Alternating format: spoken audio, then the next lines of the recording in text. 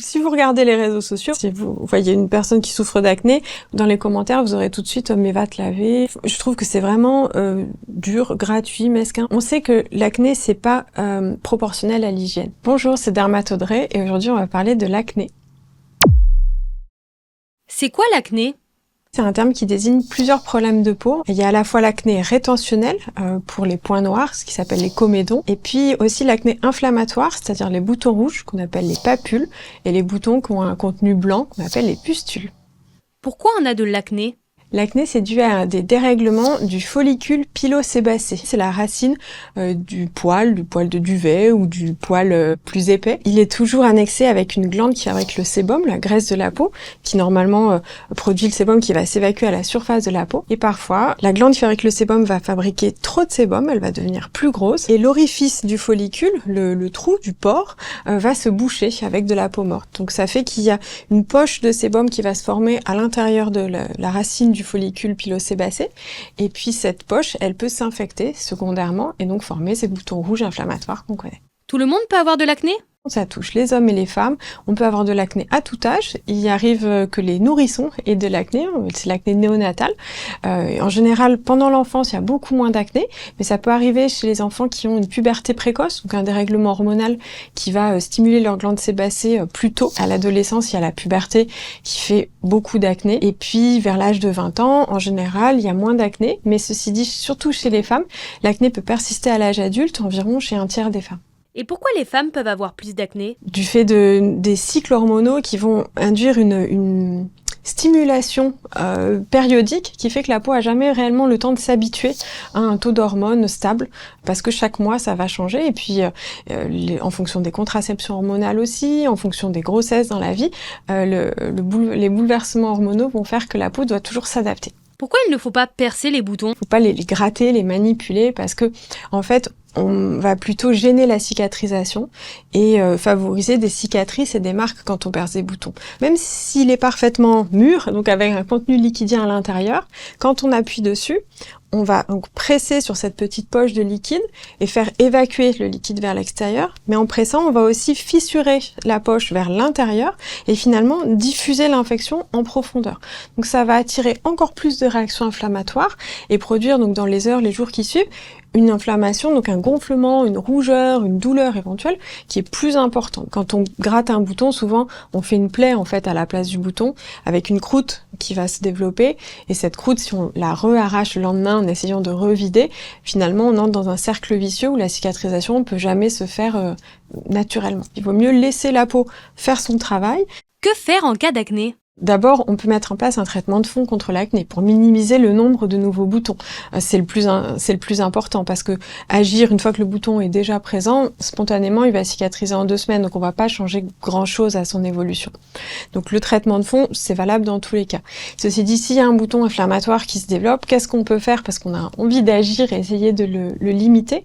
Il y a pas mal de cosmétiques ou de patchs qui contiennent des actifs qui vont d'une part désinfecter, donc lutter contre les bactéries qui sont responsables du bouton, et puis d'autre part essayer de faire un effet de peeling, donc de favoriser l'élimination naturelle du pus qu'il y a à l'intérieur du bouton sans qu'on ait à manipuler et à forcer sur la peau. D'autres facteurs peuvent favoriser l'apparition d'acné ? Il y a effectivement des liens entre l'acné et l'alimentation. Les aliments qui contiennent beaucoup de sucre rapide et puis les aliments ultra transformés vont favoriser l'acné. Le tabac va être plus délétère vis-à-vis de l'acné, dans le sens où le tabac a tendance à épaissir l'épiderme et à augmenter la sécrétion de sébum.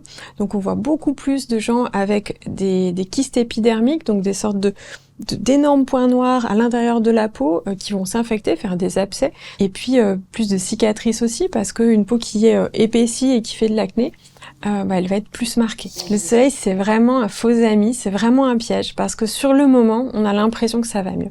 Le soleil va épaissir l'épiderme aussi, c'est normal, les UV abîment la peau, donc pour se protéger, elle va fabriquer plus de couches cornées, plus de peau morte en fait par-dessus. Donc temporairement, ça va camoufler tous les boutons qui étaient en préparation à l'intérieur.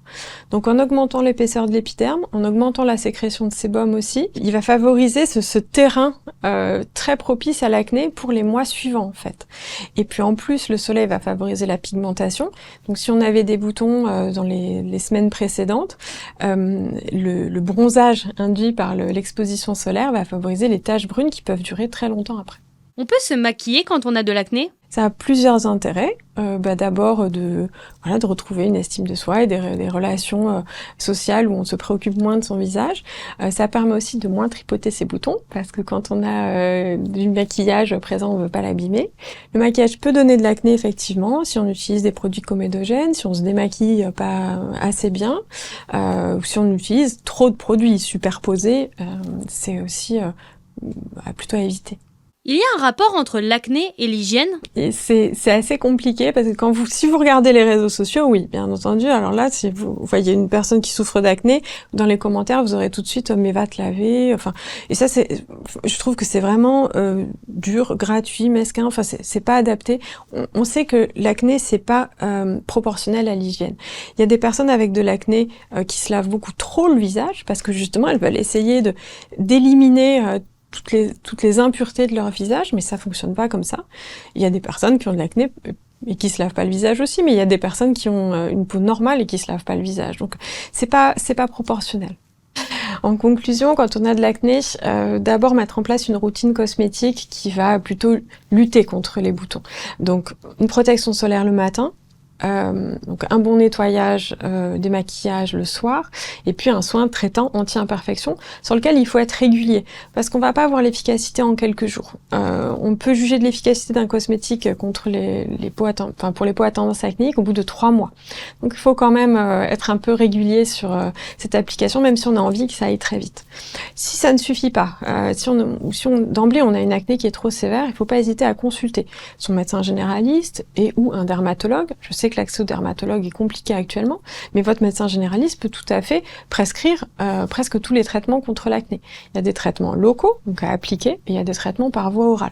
Vous pouvez également en parler avec, pour les femmes, votre gynécologue, votre endocrinologue, si vous avez identifié qu'il y avait peut-être d'autres dérèglements hormonaux, des troubles du cycle, un problème de pilosité. Ça peut être pris en charge aussi.